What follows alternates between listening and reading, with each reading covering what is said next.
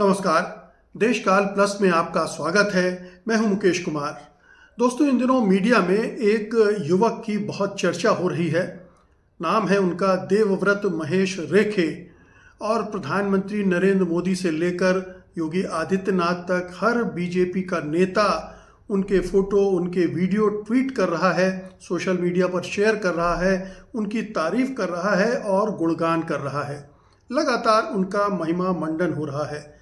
प्रधानमंत्री मोदी ने इसे गुरु शिष्य परंपरा का एक बहुत जीता जागता उदाहरण बताया है। और जो देवव्रत महेश रेखे की उपलब्धि है उसका बहुत ही गौरवशाली उन्होंने बखान किया है। दरअसल देवव्रत महेश रेखे ने 2000 मंत्रों का, वैदिक मंत्रों का दंडक्रम पारायण किया है 50 दिनों में, और वो भी बिना किसी ग्रंथ या लिखित सहारे के, पूर्ण शुद्धता और बिना किसी त्रुटि के। ये दंडक्रम वैदिक पाठ का सबसे कठिन रूप माना जाता है, जिसमें मंत्रों का जटिल क्रम और ध्वनियों का परिवर्तन भी शामिल होता है। ये उपलब्धि 200 वर्षों बाद दोहराई गई है। इसके लिए उन्हें दंडक्रम विक्रमादित्य की उपाधि से विभूषित किया गया है। कुल मिलाकर लगभग 165 घंटे से अधिक का ये अखंड पाठ था। तो निश्चित रूप से एक साधना थी, लंबी साधना रही होगी। इतने मंत्रों को स्मरण करना, कंठस्थ करना एक प्रतिभाशाली युवा व्यक्ति का ही काम हो सकता है। लेकिन हमें सिर्फ इसको इसी नज़रिए से नहीं देखना चाहिए। इस पूरे उपक्रम को और उनकी जो तारीफ की जा रही है, जिस तरह से उनको प्रचारित किया जा रहा है, उस पूरे परिघटना को एक सोशल कॉन्टेक्स्ट में देखना चाहिए, एक राजनीतिक संदर्भ में भी देखना चाहिए। क्योंकि ये जो घटना है ये सिर्फ कोई धार्मिक घटना नहीं है, इसको राजनीतिक रूप से भुनाया जा रहा है और समाज में भी इसे प्रतिष्ठित करने की कोशिश की जा रही है। तो आइए हम अब इसका एक एक करके विश्लेषण करते हैं, इसके जो तमाम पहलू हैं उनको समझने की कोशिश करते हैं। अव्वल तो ये कि आप ये पाएंगे कि जो लोग भी इसका प्रचार प्रसार कर रहे हैं वो एक पार्टी, एक संगठन और मोटे तौर पर अपर कास्ट से जुड़े लोग हैं, जो ब्राह्मणवादी संस्कृति के हामी हैं, उसका महिमा मंडन करते हैं, गुणगान करते हैं, उसी को सर्वश्रेष्ठ संस्कृति बताते हैं और उसी को भारतीय संस्कृति के रूप में निरूपित भी करते हैं। प्रधानमंत्री मोदी भी कर रहे हैं, योगी आदित्यनाथ भी कर रहे हैं। तमाम लोग जो प्रशंसा कर रहे हैं वो इस घटना को भारतीय संस्कृति का हिस्सा बता रहे हैं, बल्कि इसी को भारतीय संस्कृति बता रहे हैं। तो ये जो हो रहा है इसको समझने की ज़रूरत है कि क्या ये घटना सचमुच में भारतीय संस्कृति का हिस्सा है, भारतीय संस्कृति है क्या, ये समझने की ज़रूरत है, या फिर ये भारतीय संस्कृति का एक ऐसा हिस्सा है जो हमें जानना भी चाहिए, समझना भी चाहिए कि वो उस हिस्से की भारत में क्या भूमिका रही है। तो सबसे पहले तो ये जान लीजिए कि ये जो भी घटना रही है, दरअसल ये एक ब्राह्मणवादी संस्कृति का एक जीता जागता नमूना है। वैदिक मंत्रों का दंडक्रम पारायण परंपरागत रूप से ब्राह्मण समुदाय की विशेष जिम्मेदारी माना जाता है, जहां वेदों का संरक्षण, उच्चारण और प्रसार श्रुति परंपरा के माध्यम से पीढ़ी दर पीढ़ी ब्राह्मणों द्वारा किया जाता है। तो ये एक रटंत विद्या का उदाहरण है कि आप रट लीजिए और फिर उसको सुनाते रहिए। तो ये पूरी जो ब्राह्मणिक संस्कृति है उसमें रटंत विद्या, स्मृति का बड़ा महत्व है। क्योंकि पहले लिखने की उतनी प्रचलन था नहीं, लिखने का बहुत बाद में जाकर वेद और लिखे गए। पहले तो श्रुति परंपरा से ही चलते रहे, स्मृति परंपरा से ही चलते रहे, बाद में लेखन जुड़ा।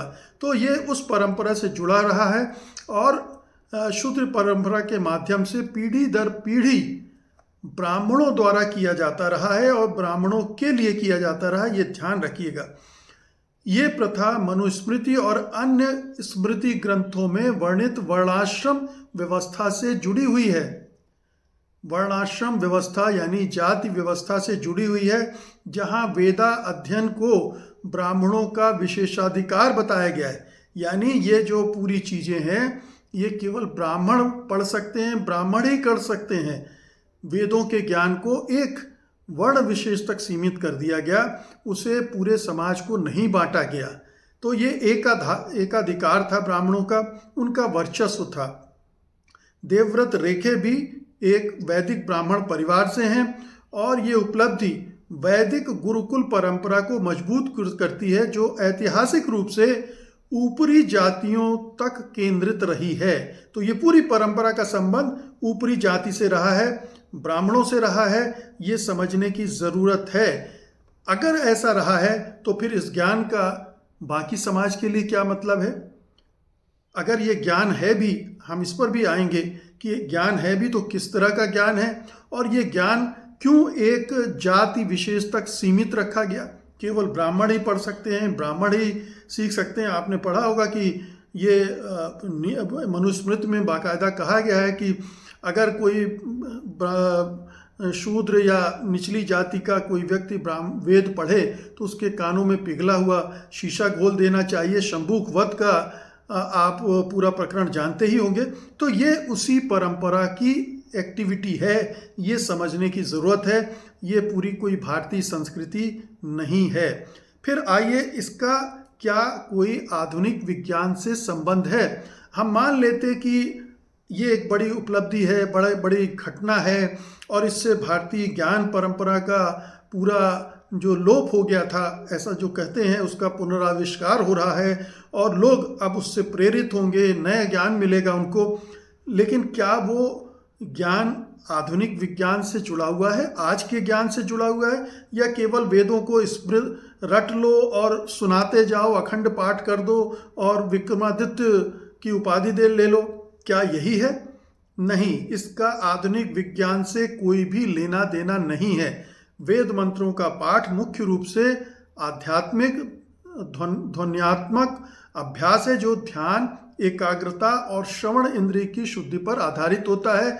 आप लगातार उसी को रटते रहिए तो आपको याद हो जाएगा। सबको याद नहीं होता, लेकिन जो बहुत एकाग्रता के साथ ध्यान से ये करते हैं वो रट भी लेते हैं। कुछ हिंदू विद्वान और छद्म वैज्ञानिक दावे करते हैं कि वेदों में खगोल शास्त्र, भौतिकी या ध्वनि तरंगों का उल्लेख है, जैसे मंत्रों के कंपन से चिकित्सीय प्रभाव होते हैं, जो आधुनिक खोजों तक को जोड़ते हैं, जैसे बिग बैंग थ्योरी या क्वांटम भौतिकी का भी कहते हैं कि वो भी वेदों में है। तो ये तमाम तरह के छद्म वैज्ञानिक हैं जो इस तरह के प्रचार करते हैं। और ये उपलब्धि न्यूरो साइंस की दृष्टिकोण से स्मृति और एकाग्रता की तो प्रशंसा कर सकती है, लेकिन विज्ञान से इसका कोई भी प्रमाणित लिंक नहीं है। इसका मतलब है कि आधुनिक ज्ञान, आधुनिक विज्ञान से ये जो महेश ने किया है, देवव्रत महेश ने, उसका कोई मतलब नहीं है। ये उनकी निजी उपलब्धि हो सकती है, समाज के लिए इसका कोई उपयोग नहीं है। और इसका अंतिम जो पक्ष है, क्या ये दलित विरोधी नहीं है? जो मैंने शुरू में कहा था कि इस पूरी घटना का महिमा मंडन ब्राह्मणवादी लोग कर रहे हैं, मनुवादी लोग कर रहे हैं, एक खास वर्ग के, वर्ण के, राजनीति वाले लोग कर रहे हैं। तो ये एक स्थापित तथ्य है कि ये ब्राह्मणवादी संरचना को मजबूत करती है। ये घटना जो ऐतिहासिक रूप से दलितों और निचली जातियों के लिए वेदों के अध्ययन को प्रतिबंधित करती रही है। वेदों को ब्राह्मणों का विशेष ज्ञान मानने की परंपरा ने सदियों से जातिगत भेदभाव को बढ़ावा दिया है। कहा गया है कि वेदा नाम ब्राह्मणोधीति, वेद ब्राह्मणों का आचार है। ये ब्राह्मणों का ही है, किसी और का नहीं है। और इसी के कारण B.R. अम्बेडकर ने, बाबा साहब अम्बेडकर ने और दूसरे विचारकों ने भी वेदों को ब्राह्मणवादी धोखा करार दिया था। और महान सत्याग्रह जो 1927 में हुआ था, उन आंदोलनों में दलितों को वेदों का अध्ययन अधिकार दिलाने की मांग भी की थी। आज भी ऐसे आयोजन ऊपरी जातियों के सांस्कृतिक वर्चस्व को चमकाते हैं। यानी ये जो आयोजन हुआ काशी में, दरअसल ये ऊपरी जातियों के का जो सांस्कृतिक वर्चस्व है, कल्चरल हेजेमनी है, उसको और मजबूत करते हैं, समाज में उसको चमकाते हैं, जबकि दलित समुदाय को हीन दिखाते हैं, कमज़ोर दिखाते हैं, उनको बाहर रखा जाता है।